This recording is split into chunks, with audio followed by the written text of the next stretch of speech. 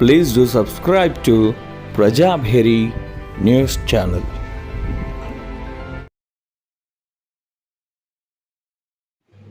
బహుజన Samaj Party RSP Praveen Kumar Bahujan Bharosa పేరిట manifesto విడుదల చేసి ఆయన పథకాలు అద్భుతంగా రచించి ఆయన భారత దేశంలో గొప్పగా పేరుకాంచి తెలంగాణ రాష్ట్రంలో నిజామాబాద్ పట్టణంలో ఏనుగు గుర్తుకే ఓటేసి బీఎస్పీని సమర్థించాలని ఉచిత వైద్యం ఉద్యోగం ఉపాధి కల్పన అవకాశాలను మెరుగు చేస్తామని మరియు ఆయన పార్టీ నిజామాబాద్ జిల్లా షేక్ ఇమ్రాన్ ఫెరోజ్ ఖాన్ తెలుగుదేశం పార్టీలో అత్యుత్తమ కార్యకర్తగా పనిచేసి ఈ బీఎస్పీ పార్టీని పోటీ చేస్తారు. अस्सलाम वालेकुम। मेरे सबको मेरा सलाम, मेरे माँ बहनों को मेरा सलाम और मेरे बुज़ुर्ग चाचाओं को मेरा सलाम, जितने भी बुज़ुर्ग लोग हैं उन सबको मेरा सलाम। अदावर से जितने भी मेरे मेजॉरिटी के लोग हैं उनको मेरा आदाब।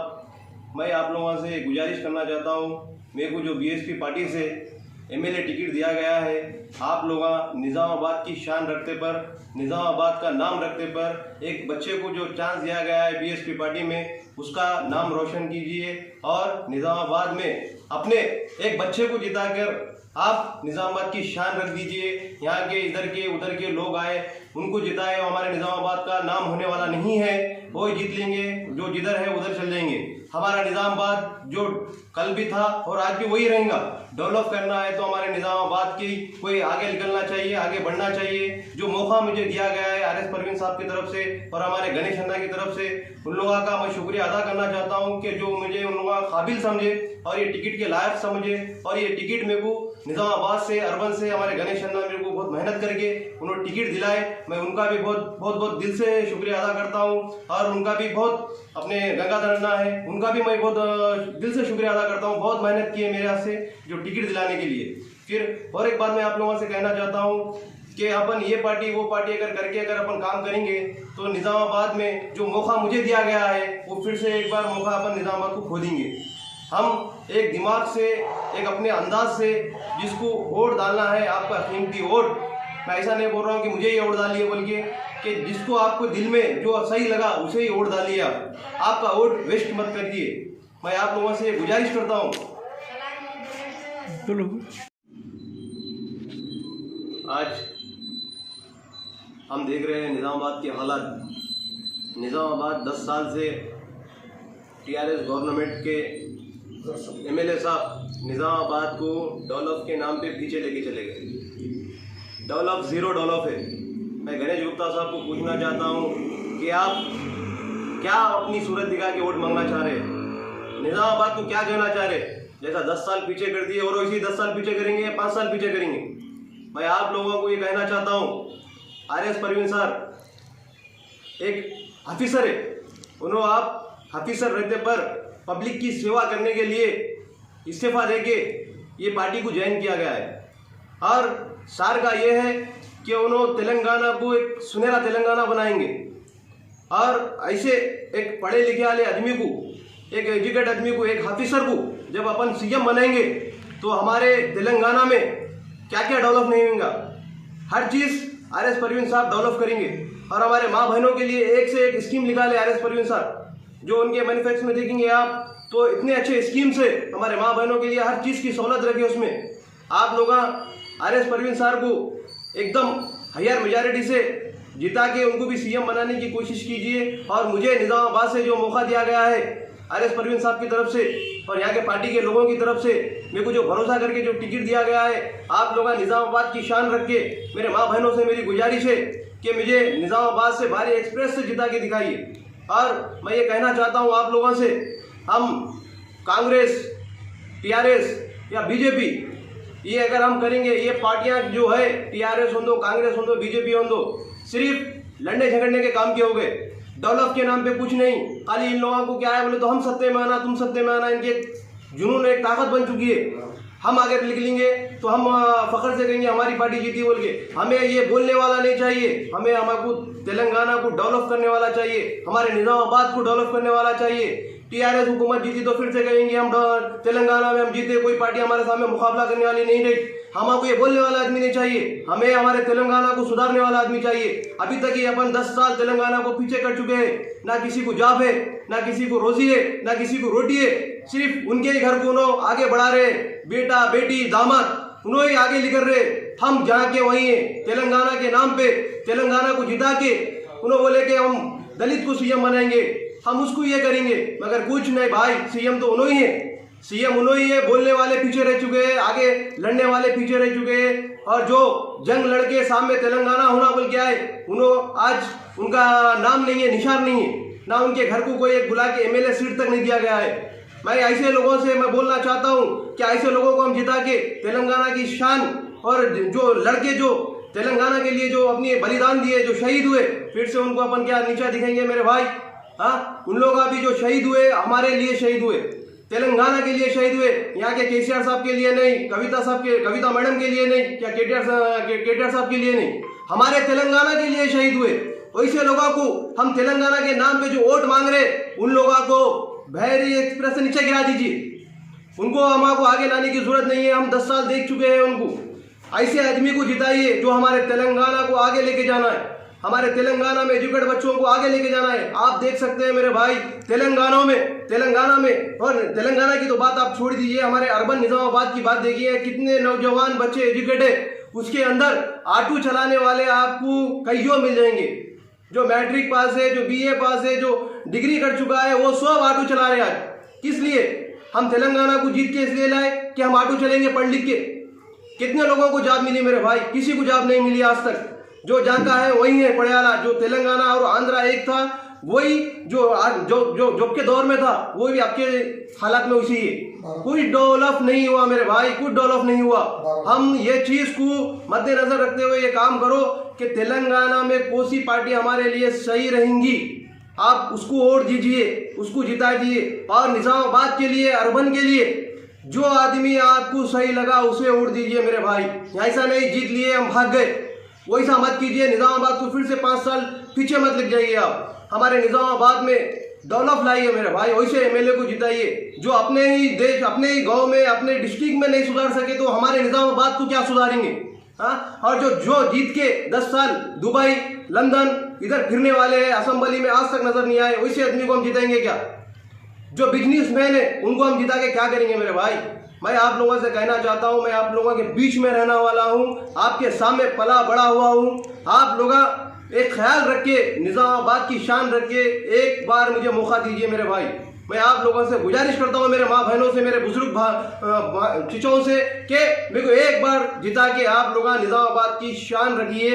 एक बार जो मुझे मौका दिया गया है, नौजवान है बोल के मेरे को एक बार चांस दिया गया है हमारी पार्टी की तरफ से, उस चांस को, और हमारे जो पार्टी के जो मेन सदस्य से, उन्होंने भी मेरे पे भरोसा करके यही बोले कि आप एक अच्छे यंग है, आपको हम अगर आगे लेके जाएंगे तो निजामाबाद में भी एक डेवलप होगा और आप एक से एक डेवलपिंग आपने निजामाबाद को ला सकते। और मैं बोलता हूँ मेरे भाई, मेरे जैसे जो नौजवान है, मेरे एज के जो आदमियाँ हैं, मेरे एज के जो बच्चे हैं, उनको क्या तकलीफ है वो मुझे मालूम है।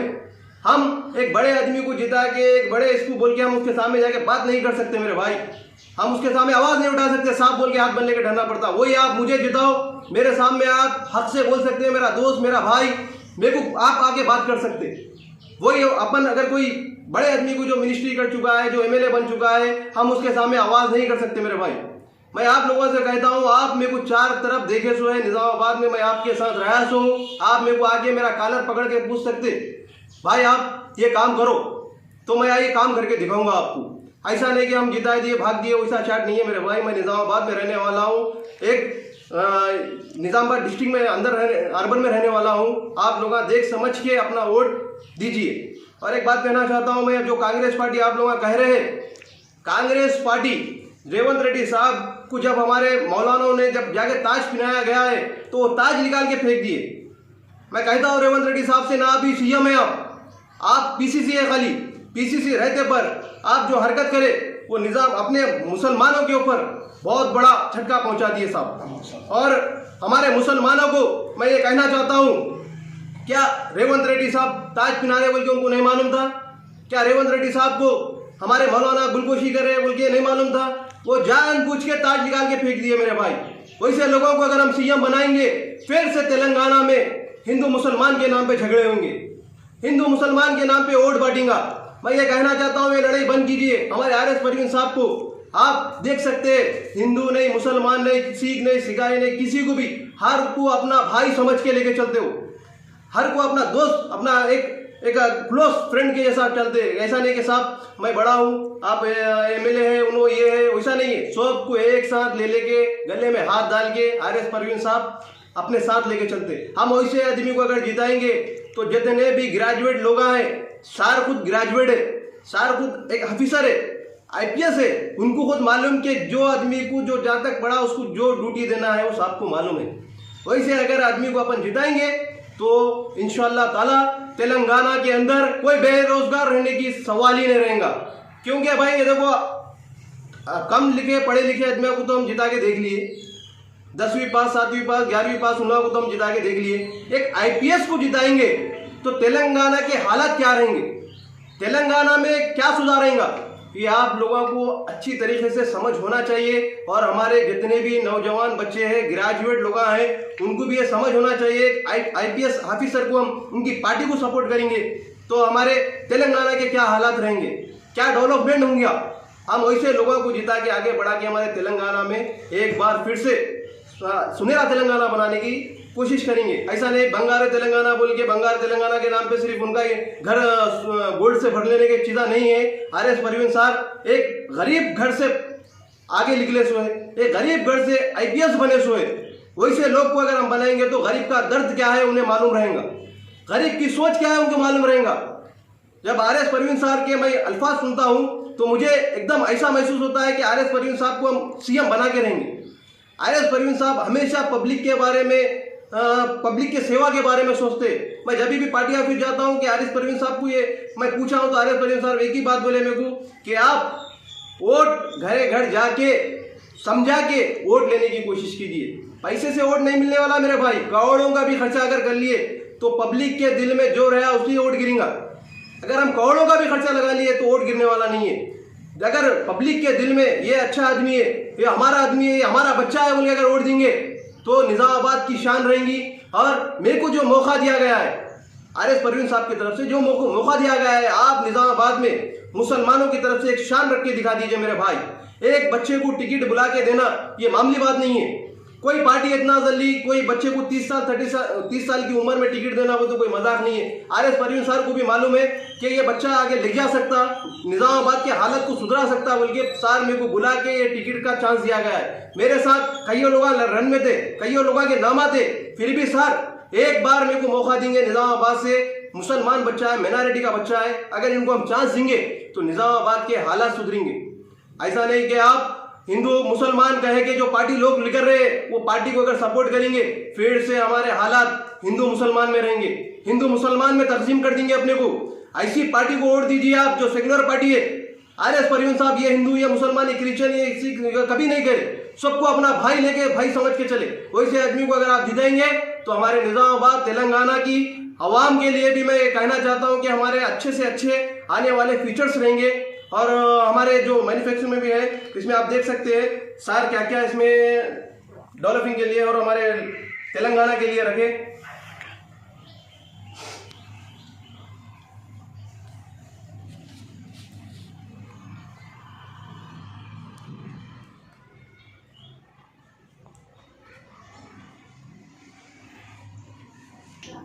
तीस तारीख को पोलिंग है। आप लोग हाथी के निशान को वोट देके भारी एक्सप्रेस से जिताइए। और मेरे माँ बहनों से भी ये गुजारिश करता हूँ मैं कि हाथी के निशान को वोट दीजिए।